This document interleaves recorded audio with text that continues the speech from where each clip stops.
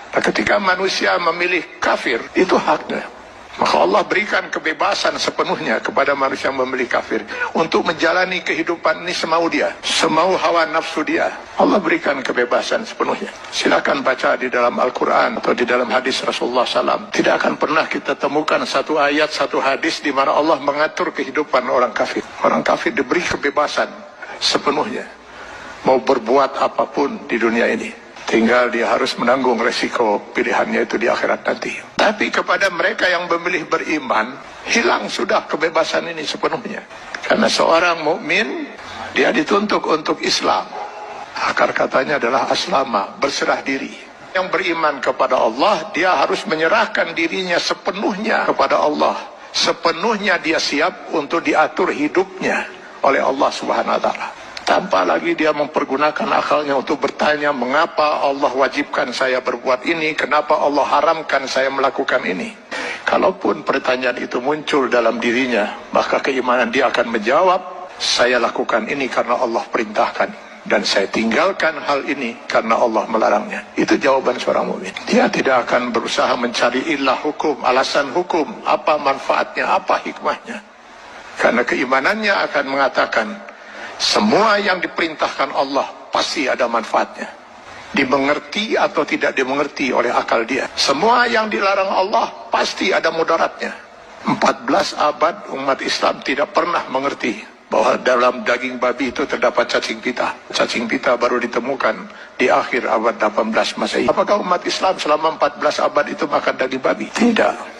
Setiap yang dilarang oleh Allah pasti ditinggalkan oleh seorang mukmin. Maka seorang mukmin harusnya siap untuk mengislamkan dirinya secara penuh, secara utuh, secara kafah. Maka kepada orang yang memilih beriman itu Allah menyeru, ya ayyuhallazina amanu dukhulu fis-silmi kafah.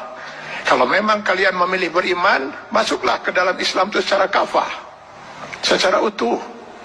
Mengislamkan diri kita setiap detik, baik dalam hubungan hablum minallah maupun hablum minan nas. Itulah sebabnya Allah menurunkan 6.666 ayat Al-Quran, yang sebagian dari ayat Al-Quran ini dijelaskan oleh kurang lebih 5.000 hadis Rasulullah SAW.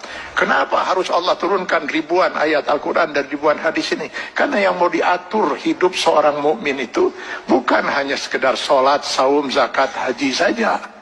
Seluruh kehidupan dia per detik, Pak. Mulai dari masuk WC, keluar WC, sampai mengatur kehidupan bermasyarakat, bernegara. Ini kalau dia mau milih beriman. Kalau tidak mau diatur hidupnya, jangan milih beriman, milih kafir. Pada orang-orang yang berfaham sekularisme, liberalisme, yang ingin memisahkan agama dari kehidupan, saya sering mengatakan, kenapa repot-repot harus menolak sebagian aturan Allah? Pilih kafir, Anda bebas sebebas-bebasnya. Kalau memilih beriman, sudah hilang kebebasan itu. Dan pilihannya hanya satu di antara dua. Memilih kafir atau memilih beriman. Memilih beriman konsekuensinya kita sudah harus Islam. Mengislamkan diri kita, menyerahkan sepenuhnya diri kita untuk diatur hidup kita oleh Allah Subhanahu wa Ta'ala. Karena itu setiap orang mukmin sadar betul bahwa selamat tidaknya dia termasuk orang yang ditangisi oleh tidak atau tidak oleh Rasulullah SAW. Dia harus bisa mengislamkan dirinya setiap saat. Karena yang nanti akan dimintai pertanggungjawaban di yaumil akhir bukan hanya sebatas sholat, zakat, saum, haji saja, tapi seluruh kehidupan dia per detik. Mudah-mudahan ini bisa menjadi bahan muhasabah bagi kita semua. Kita islamkan diri kita secara kafah dalam batas kemampuan yang mampu kita lakukan. Karena Allah tidak akan menuntut kita di luar kemampuan kita. Semoga kita bukan termasuk orang yang ditangisi oleh Rasulullah SAW.